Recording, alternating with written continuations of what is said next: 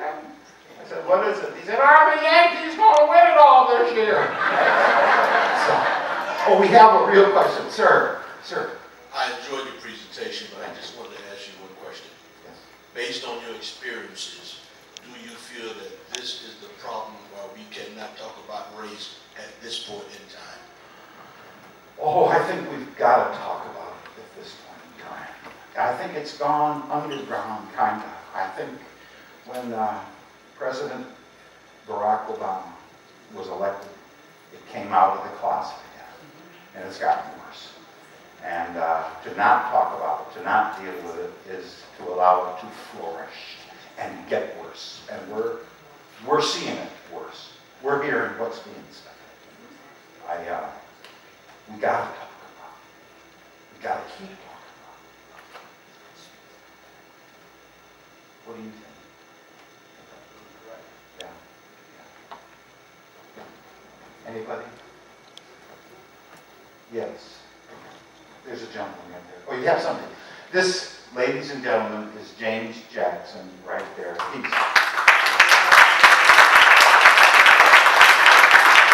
Mr. Jackson is one of the four, if you got the list of names, who were stacked up like cordwood, and we're going to be lit up. That's James Jackson. And I feel like I'm meeting somebody.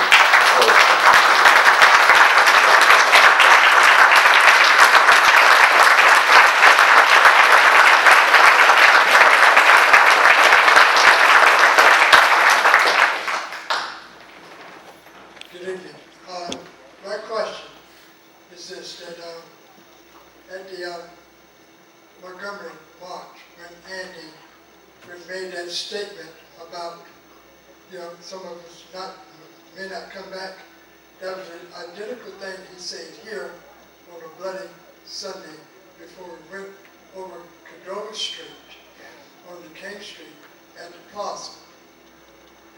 Are you aware of that? I'm learning it again right now. He knew he wasn't going to. If he didn't buy it on Bloody Sunday, he wasn't there that day.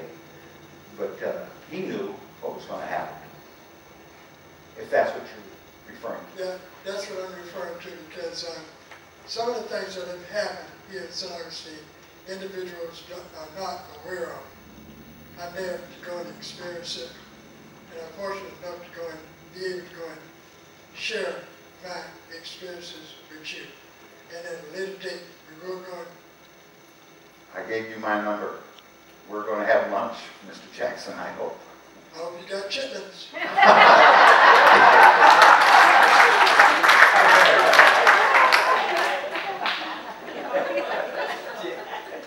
Thank you.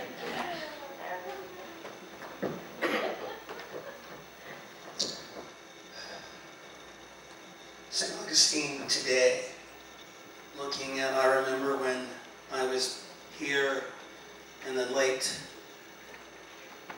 70s, my father, having graduated from Florida Memorial, and his name was James Colbert, by the way, for those of you who might know my father.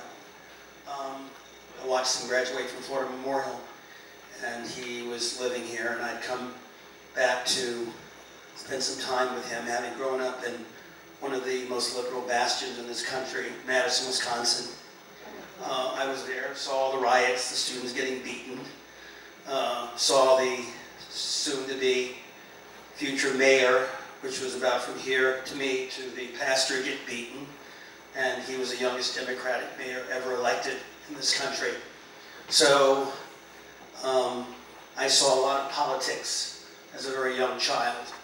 And I came back to St. Augustine, and my father, we lived over on where we live today on Evergreen Avenue, and I would come down to Flagler, cross the bridge there, which separates this town, and they were always afraid that they would find me floating in the river face down, because they said that I had no respect for the dangers that existed here for someone who was willing to cross the bridge.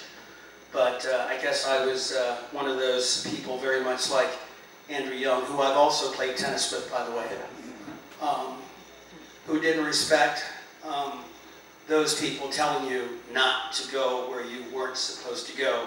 Because for those of you that know the history of St. Augustine's real estate, I was going to play with the Frasers, Yes. who are very prominent real estate people, owners here in this town. I was playing with their sons. Brian, Yes, I played with him. Ryan and John. Yes. And Mr. Fraser, you know, would always say, Harold, come on over, you know, you got to come over and play with my sons. We don't have any black children playing with you, and you let me know if anybody says anything to you. And during that experience, I was always going into Barnett Bank, and I was approached one day by the president of the bank. I forget his name now, but he said to me, he says, Harold, I'd like to talk to you. And I says, okay. He says that Congressman Upchurch would like to have lunch with you. He says, what'd I do? Nothing. He'd just like to have lunch with you. I said, okay. So he set up a meeting for me to have lunch with Congressman Upchurch, and we sat down and we talked. Matter of fact, the little restaurant right behind San Monaco. I don't know the name of it now, but we had lunch, and he said to me, he says, you know, you're a young man who seems to walk a different path than most black young men that I know of. Tell me a little bit about yourself. I said, well, my father's been here for many years, and he owns a business, Star Cleaners, and he's a teacher, and, you know, and he works hard, and I've grown up in Madison, Wisconsin, and you can say that I'm a Yankee, I'm a liberal, I'm a crazy man. And he says, well, but you seem to be a little bit different. He says, yeah, I've seen a lot of stuff, and you don't seem to be afraid. He says, well, fear is relevant. He says, let me tell you something. You can either decide to stay here and be a big fish in a small pond, or move away and be a small fish in a big pond. And if you're interested, I would like to mentor you to become a Republican hopeful to be here in St. Augustine. Well, it was a time in my life, I was in my early 20s. I was still looking and finding my way, and I said, well, thank you very much, but it wasn't something that I wanted to do at that time. So there was a movement, even back then, to reach out. St. Augustine was kind of changing, but they were looking for those people who were not afraid, who were willing to step out and do things that were different. Since I've been here now, I'm a professional tennis coach, so I travel around in very interesting circles in this town. And I do find, and I've lived in many of the very large cities, Washington, D.C., LA, you name them, New York. I've lived all over, and I've been in areas where I've seen ghettos turn into being the most expensive places that you can live in those cities. For those of you, St. Augustine is going to become one of those. It's coming. I've also been in the construction industry. One of the things that we have to realize, and I'm sorry for taking up your time, but you know, it's important that you hear these things from someone like me. It is extremely wonderful that our pastor has brought you here and brought us all together. The mayor who we helped elect is one of the major changes that I think that is the important part to help change this town. The good old boys are not happy about that. They're still out there. We know who they are. I know who they are. I deal with them all the time. I specialize in teaching people's children, small children, how to play tennis. And when you work with children, for those people who have been teachers, those children are our future. If they don't see us coming together in environments like this, then they won't come together in environments like this. So it's really very important that we do come together, not only in churches, but we come together socially. And wherever we come together as a people and be one, that creates an incredible emphasis of change. So we need to start coming out and doing things together. You know, not just in churches. We've got to get out there socially and interact. Thank you very much for your time. Thank you. Thank you. Yes, Ed Slavin wants to say something. We have a couple more minutes, Ron. Pastor Rawls, Ed Slavin right here.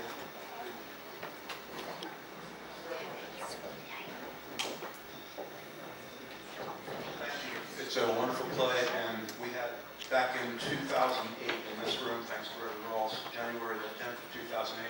This is where we stopped the effort by the city. They took a landfill and put it in a lake in West Augustine, and they were going to bring it back to Lincolnville, and we stopped it right here. But we still have an all-white Sister Cities delegation, all-white Rotary clubs, and a lot of racial oppression here in town. And what I was going to suggest is one of the legacies of the 450th needs to be a civil rights museum. Like one of my mentors from law school, Jeremy Bailey, who just passed away, got passed in Memphis. Speaking of Republicans, Haley Barber, God bless him, got a $50 million civil rights museum together in Mississippi. And what we need to have is K through 12 civil rights education, just like in Mississippi, in the state of Florida, and bring all those fourth graders here to promote healing and have them hear what happened here in St. Augustine, and have that be part of our legacy. And when we did the St. Augustine National Historical Park and National Seashore legislation, staugustgreen.com. Actually, it was first posted in 1939, but when I reverse engineered the Cape Cod National Seashore legislation and the New Bedford Whaling National Seashore legislation and put it on the web in 2007, we included a civil rights museum. And that's what our legacy needs to be for the 450th. Wouldn't it be grand? Wouldn't it be grand? Yeah. Well, oh yes, please. Thank you. One more thing, there is a small civil rights museum over where Dr. Haley's old dentist office is, Yes. and Gwendolyn Duncan is very active in that, and she spends a lot of her own money doing things with that, and a lot of people have been trying to assist, well, a few people, but she's very active, and there is a small museum. But I want to say to you, my name is Renee Plummer Beltrami, and I have a long family history here in St. Augustine. And I remember a lot of the things that you talk about. Jimmy Jackson and I live right down the street from each other. We remember when Dr. Haley's house was rigged with bullets and they burned a cross in front of his house. I remember those demonstrations. And it brought back a lot of memories. And I've heard some people in town, like the party historian, talk about certain things and kind of like trying to get rid of civil rights in St. Augustine, like it lasted 2 or 3 weeks. But I just want to say to you, I really appreciate your openness with this. And it's brought back a lot of memories for me. Painful. Painful. Because I can look around at people that were beat up in this town, including myself. Yeah. And I can- yours is the most open and honest one that I've heard in this town, because racism is still alive and well. Oh, So, amen. Amen. and I just moved back here a year and a half ago. And I know this man, Say your name, please. Renee Plummer Beltrami. My husband is deceased, and he was Italian full blood. Thank you. Thank you.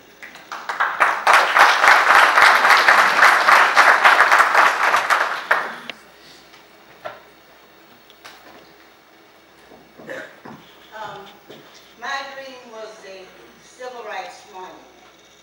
And the monument, the faces are just ordinary people. I didn't want any face on there to represent anybody, because there were people like I call ordinary people that marched, lost their lives, and had to move away.